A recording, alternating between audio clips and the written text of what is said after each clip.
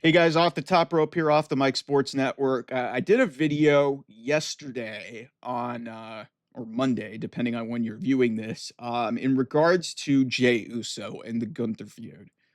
It is not really connected. It's really been kind of redundant. It's been almost kind of lazy, which is kind of shocking from a Triple H run creative team. It's been disappointing for a Royal Rumble winner to one of the biggest Royal Rumble matches for the men, at least, that I've seen in terms of stacked. Like you had Seth Rollins, you had CM Punk, you had Roman Reigns, you had John Cena in his last Royal Rumble. You had all these talented guys, and Jey Uso won it because he's over, which is, warranted. But it leads me to an even bigger point. The Royal Rumble really should mean something in terms of, like, who wins it and then what it leads to. It should feel big for the person who won the opportunity to, main event WrestleMania.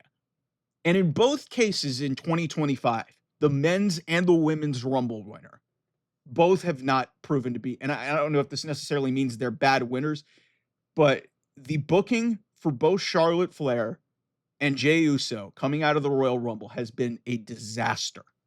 A disaster. Neither one of these matches feel main event caliber or even feel big enough warranted for the two people that won the freaking Royal Rumble. Like, think about that. Think about that. Like, you think about some of the Royal Rumble winners of recent times, like Alberto Del Rio won one, and that was, a random finish, and he ended up, leading off the show. Like, in past years, the last 2 years, Cody Rhodes won the men's, and he was in the main event. But we've had Royal Rumble winners over recent years that haven't felt like a big deal, and the feuds and the storylines that led into WrestleMania have not felt like a big deal. Also, there was also some drama about how these storylines were built. Within 2 weeks, both of these matches were on the bill already. Charlotte was picking Tiffany Stratton, and Jey Uso was picking Gunther, and we knew that already.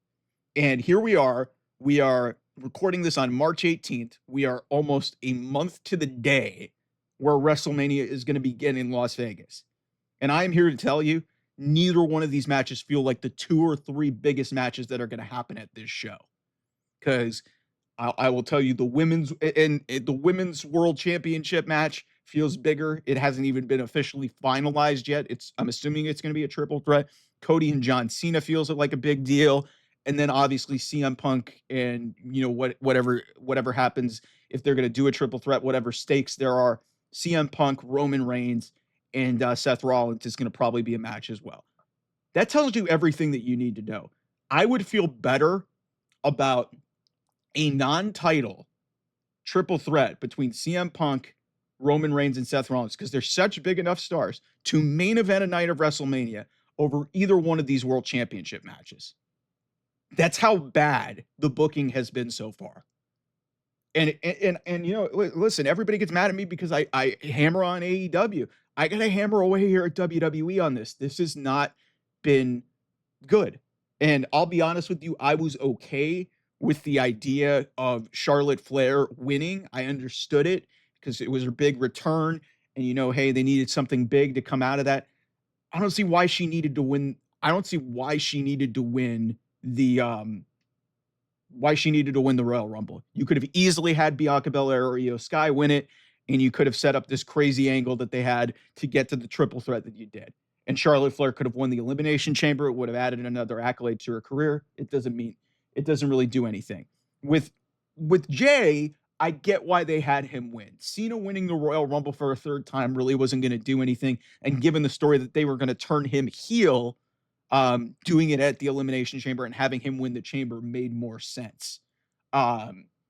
So if that was the direction they were going to go and CM Punk was going to be ruled out of it, unless, they wanted to go with CM Punk versus Gunther.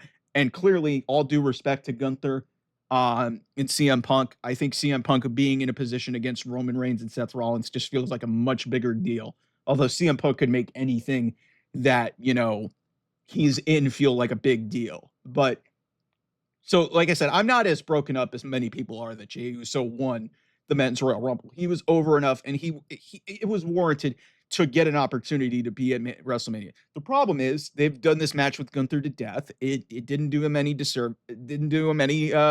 service by, doing the match a week before the Royal Rumble.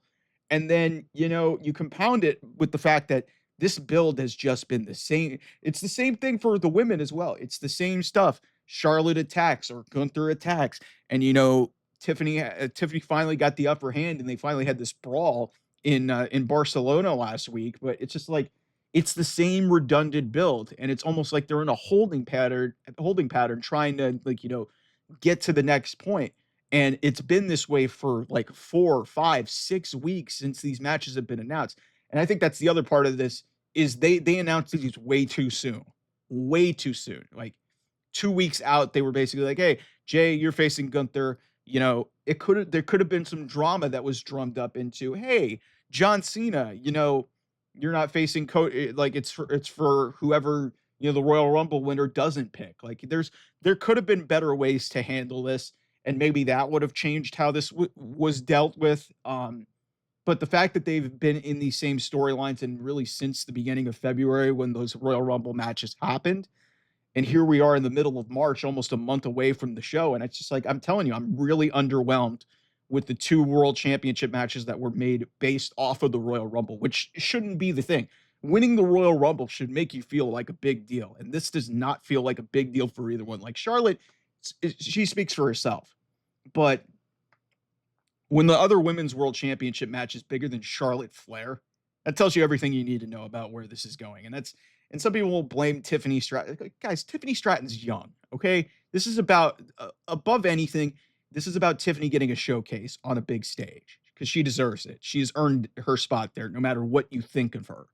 Um, and then obviously, John Cena and Cody Rhodes was going to be a bigger deal than anything that Gunther did for the world heavyweight title. Um, so I don't know where this leaves it, but I'm very confident that neither one of these matches are going to main event. Are going to main event a night at WrestleMania at this point. They've got a lot of work to do if they're going to change my opinion on that. So that's my thoughts on that. Thanks so much for watching. Thanks to the nearly 800 people that have subscribed to this channel. Love y'all. Appreciate y'all. See you guys soon. Bye-bye.